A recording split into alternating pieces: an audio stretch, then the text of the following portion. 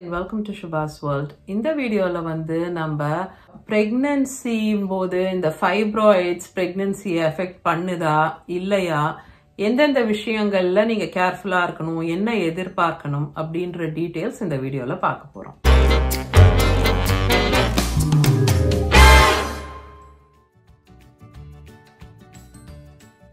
So நீங்க வந்து பிரெக்னெண்டா இருக்கீங்க and உங்களுக்கு வந்து ஸ்கேன்ல பார்க்கும்போது ஃபைப்ராய்டு இருக்கு அப்படின்னு கண்டுபிடிச்சிருக்காங்க அப்படின்னா, இல்லனா உங்களுக்கு வந்து ஃபைப்ராய்டு இருக்குன்னு தெரியும் and நீங்க பிரெக்னன்சி பிளான் பண்றீங்க அப்படின்னா உங்களுக்கு தான் இந்த வீடியோட டீடைல்ஸ்க்கு போறதுக்கு முன்னாடி ஷவுட் அவுட் டைம்.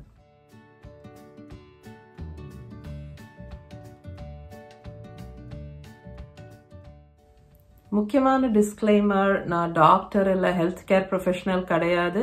இந்த வீடியோவில் நான் ப்ரெசென்ட் பண்ணுற எல்லா விஷயமும் நான் என்னோட ப்ரெக்னன்சி டைமில் அண்ட் அதுக்கப்புறம் இப்போ யூடியூப்பில் வியூவர்ஸ் ரெக்வெஸ்ட் பண்ணும்போது சில டாபிக்ஸ் பற்றி படித்து தெரிஞ்சுக்கிட்ட விஷயங்கள். ஃபர்ஸ்ட் மோஸ்ட் காமன் குவெஷன் ப்ரெக்னன்சின்னு வரும்போது, இந்த ஃபைப்ராய்ட்ஸ் வந்து இன்ஃபர்டிலிட்டி காஸ் பண்ணுதா அப்படின்னு சொல்லி, அதாவது குழந்தையின்மை அது வந்து காஸ் பண்ணுமா ஃபைப்ராய்டு? இது வந்து மோஸ்ட் காமன் குவெஷனா இருக்கு.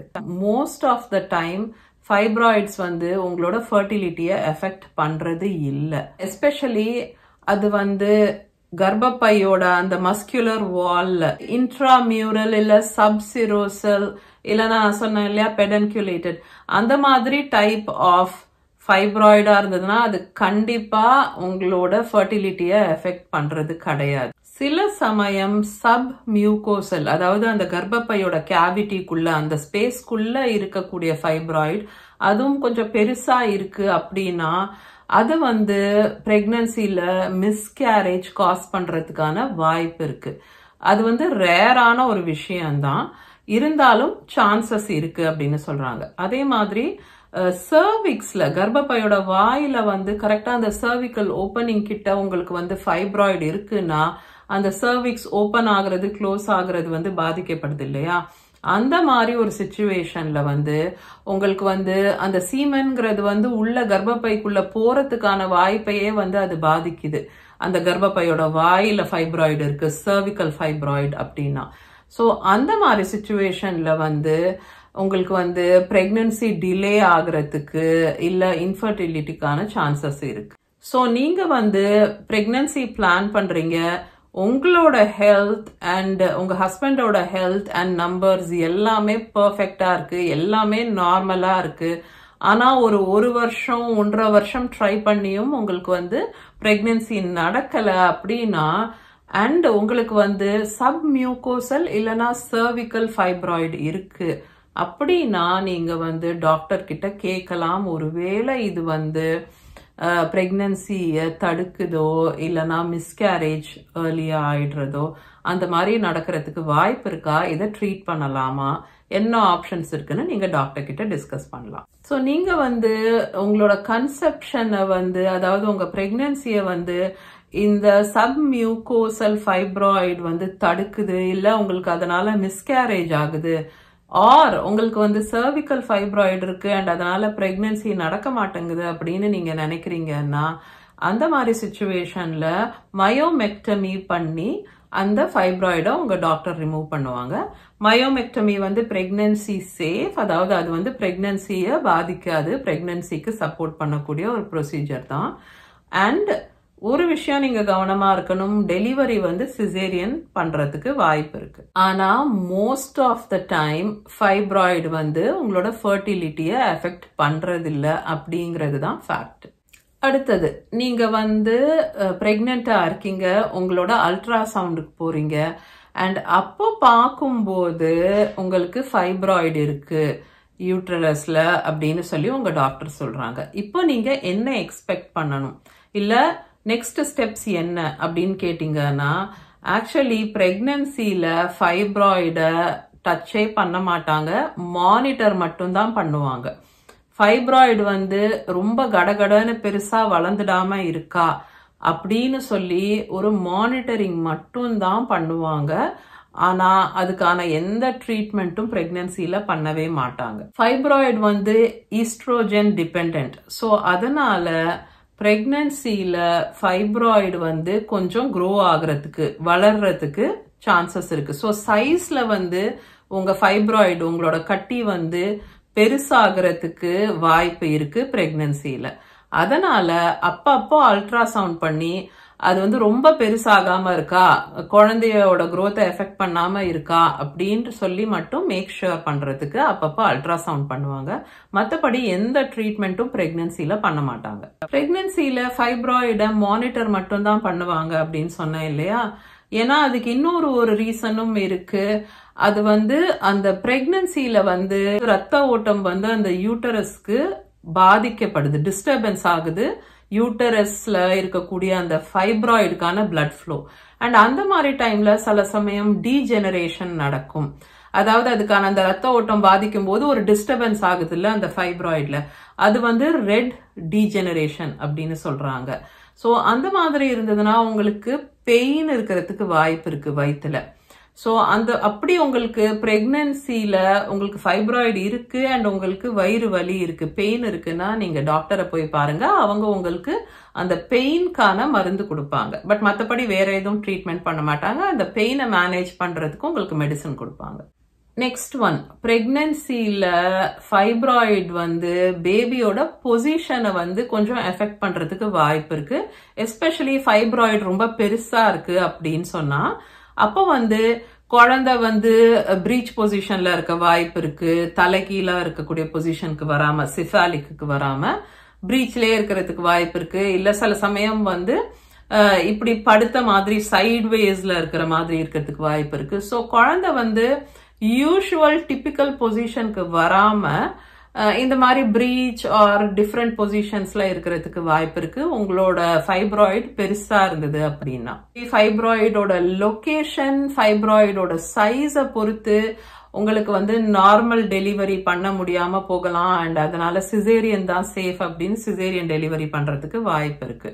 ஆல்சோ உங்களுக்கு இதுக்கு முன்னாடி ஃபைப்ராய்டுக்கான சர்ஜரி, அதாவது மயோமெக்டமி நடந்திருந்தாலும் உங்களுக்கு வந்து டாக்டர் சிசேரியன் செக்ஷன் பண்ணலாம் அப்படின்னு சொல்லி சஜஸ்ட் பண்ணுவாங்க. ஃபைப்ராய்டு கட்டி இருக்கு அண்ட் ஓரளவுக்கு பெருசா இருக்கு, அது வந்து குழந்தையோட growth-ஐ பாதிக்குமா இல்ல பிரெக்னன்சியோட கண்டிஷன்ஸை பாதிக்குமா அப்படின்னு கேட்டீங்கன்னா அப்படி வந்து நடக்கிறது இல்ல.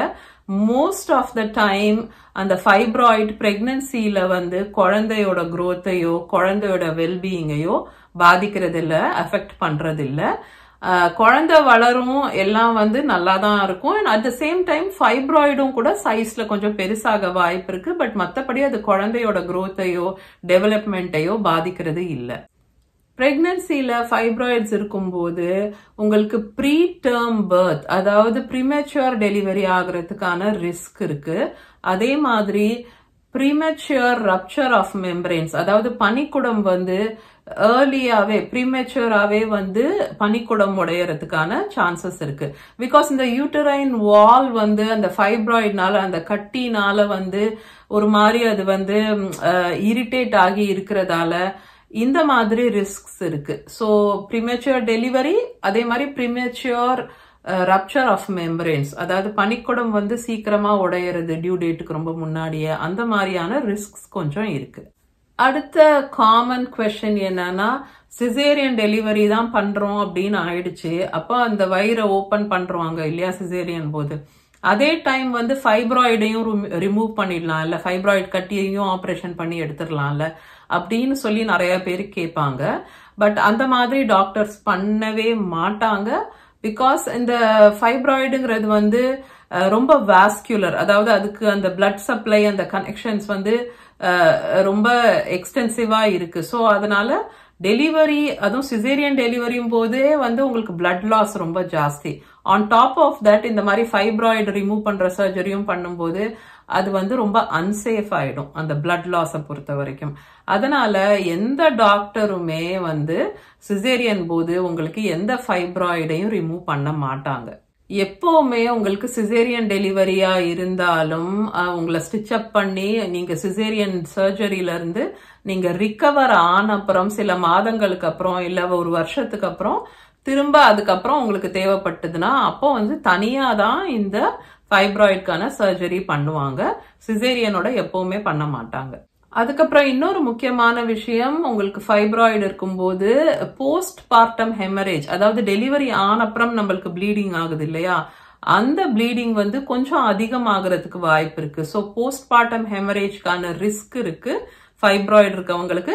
பட் அது வந்து உங்களுக்கு மெடிக்கல் ஹிஸ்டரியில இருக்கும், அல்ட்ராசவுண்ட்ல வந்து ஃபைப்ராய்டு இருக்குன்னு நோட் பண்ணியிருப்பாங்க. ஸோ அதுக்கான மெடிசன்ஸ் வந்து டாக்டர் கொடுத்து பார்த்துக்குவாங்க, அதுக்கு நீங்க எதுவும் பண்ண வேண்டியதில்லை. பட் உங்களுக்கு வந்து அந்த ப்ளீடிங்கான ரிஸ்க் வந்து இருக்கு, டெலிவரிக்கு அப்புறம் கொஞ்சம் அதிகமா ப்ளீட் ஆகக்கூடிய ரிஸ்க் இந்த ஃபைப்ராய்டால, அதை பத்தி தெரிஞ்சுக்கோங்க. ஃபைப்ராய்டு சர்ஜரி அப்படின்னு ஒன்று பண்ணி ஃபைப்ராய்டை ரிமூவ் பண்றதுக்கும் கூட டாக்டர்ஸ் ரொம்ப தூரம் வந்து முன் வரது இல்லை. ஏன்னாக்கா ஃபைப்ராய்ட்ஸ் வந்து திரும்ப திரும்ப வரக்கூடிய வாய்ப்பு இருக்கு. ஸோ ஒரு தடவை ஃபைப்ராய்டு வந்து ஆப்ரேஷன் பண்ணி அந்த ஃபைப்ராய்டு கட்டி எடுத்தாச்சு அப்படின்னா அதோட ப்ராப்ளம் முடிஞ்சிருமானா இல்லை. அது வந்து திரும்ப திரும்ப வந்துட்டே இருக்கக்கூடிய ஒரு விஷயம். அதனாலதான் முடிஞ்ச அளவுக்கு வந்து நான் இன்வேசிவா, அதாவது சர்ஜரி பண்றதோ இல்ல ஃபைப்ராய்டு கட்டியை ரிமூவ் பண்றேன் அப்படின்ற மாதிரி ப்ரொசீஜர்ஸ் இல்ல சர்ஜரிஸ் வந்து பண்றதுக்கே கூட டாக்டர்ஸ் யோசிக்கிறதுக்கு அதுதான் காரணம். ஏன்னா இது வந்து ஒரு தடவை பண்ணாலும் திரும்ப வர்றதுக்கான வாய்ப்பு ரொம்ப அதிகமா இருக்கு. Okay, so pregnancy with fibroids இல்லைன்னா ஃபைப்ராய்ட்ஸ் இருக்கு and you are expecting pregnancy in the future அப்படின்னா நீங்க தெரிஞ்சுக்க வேண்டிய விஷயங்கள் எல்லாம் வந்து நான் இந்த வீடியோல கவர் பண்ணியிருக்கேன்னு நினைக்கிறேன். உங்களுக்கு இதுல ஏதாவது டவுட் இருக்கு ஆர் உங்களுக்கு ஏதாவது குவெஷன்ஸ் இருக்குன்னா கண்டிப்பா கமெண்ட் பண்ணுங்க, நான் எல்லா கமெண்ட்டுக்கும் ரெஸ்பாண்ட் பண்ணுவேன். உங்க எல்லாரையும் நான் இன்னொரு வீடியோல மீட் பண்றேன். until then take care.